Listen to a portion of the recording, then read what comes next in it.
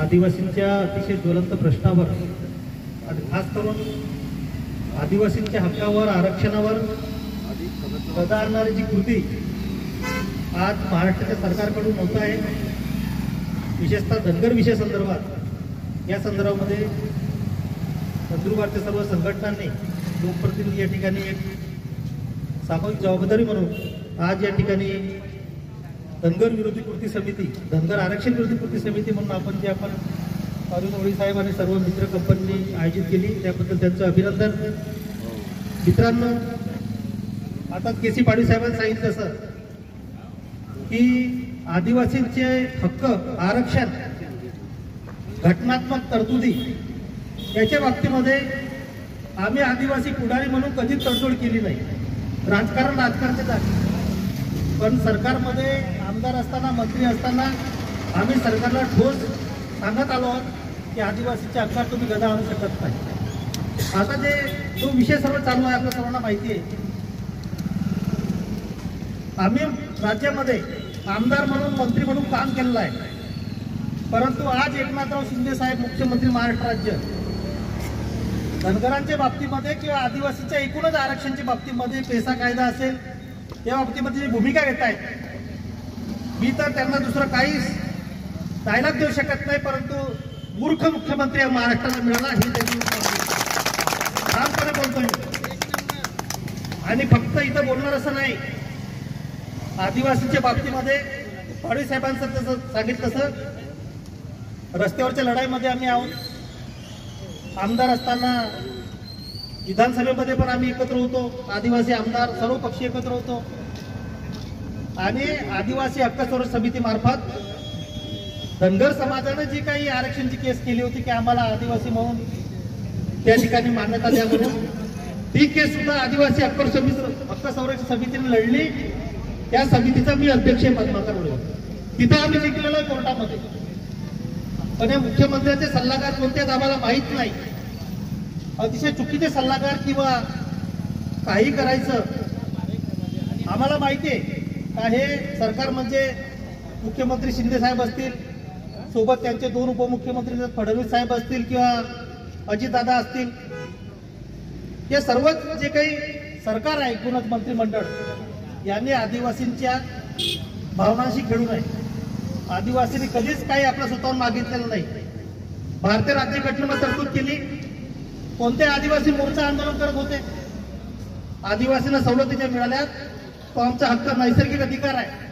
आदिवासींची सांस्कृतिक परंपरा, आमचे अनुवंशिक वैशिष्ट्य, इतिहास आणि या भूमीचे मालक आहोत, प्रथम नागरिक आहोत, हे जगातल्या विश्व संघटनेने मान्य केलं आहे.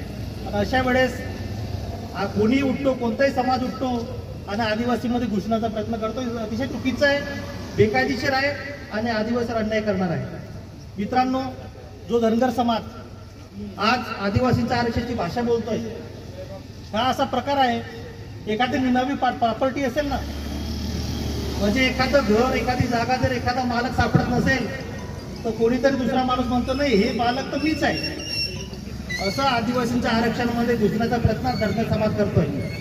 धनगर समाज महाराष्ट्रामध्ये ज्या समाज प्रस्थापित आणि श्रीमंत समाज आहेत, त्याच्यामध्ये आता जे मराठा आरक्षणची मागणी करतायत, या मराठा समाजाचे बी बाप आहेत धनगर समाज, इतका श्रीमंत समाज आहे. मी तर ठामपणे सांगतो, जे बोलतो ते कायदेशीर पण आहे, कोर्टामध्ये पण आम्ही लढलेलो आहोत. धनगर समाज हा पूर्वी, आज जो धनगर समाज विमुक्त जाती, भटका जमाती, विजेक एनटी क मध्ये आहे, 3.5% आरक्षण घेतो आहे. मित्रांनो, हा 1950 साली एनटी क मध्ये नव्हता.